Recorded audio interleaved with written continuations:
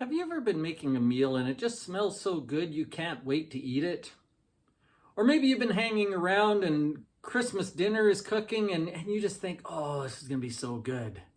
That's exactly how I feel about this week's lesson. Over the years, I've had lots of people come to me and say, my spiritual life isn't really what it ought to be right now. I'm not growing the way I should. I'm not as excited as I once was. Or maybe they've come and said, my kids aren't really interested and I want to know how to reach my kids. How do I talk to them? What do I do to get them interested? Or maybe it's my husband or wife or my neighbor or somebody else. How does this work? What am I supposed to do? And I've given lots of different answers that have come from books and seminars and my own experience and other people's best ideas. And I don't think those things have been bad. But this week, I was reading in the book of Colossians, and in the first chapter, the Apostle Paul points out a couple of things that I have completely missed.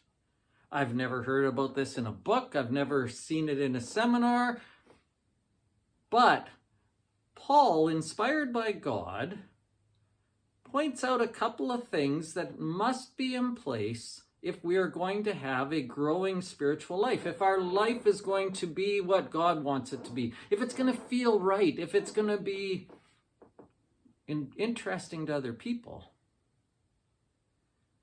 The interesting thing is that the couple of things that Paul talks about that we need to have, we've kind of ignored. We've kind of thought we didn't need them at all. We've worked at the wrong end of the process. And so I'm really excited this week to share this message with you, this lesson, because I think I've learned something. I think I've learned something that's just helped me in the last couple of days, and I think it's going to help you a great deal. Have you ever felt like you've struggled with your own faith? Have you ever struggled to teach somebody else? Have you ever wished you could share? Have you ever...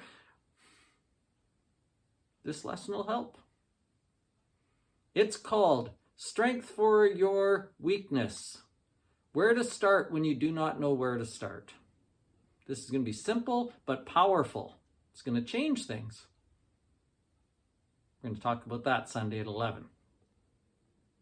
At 10 o'clock, we have Sunday school classes for all our kids, all ages. Bring your kids. That would be great. Sunday school teachers are doing a great job. Thank you so much. In adult Bible study, we're in Acts chapter 20. About halfway through, the Apostle Paul is talking to the Ephesian elders. This is the last time he's going to get to see them, so he reminds them of some really important things.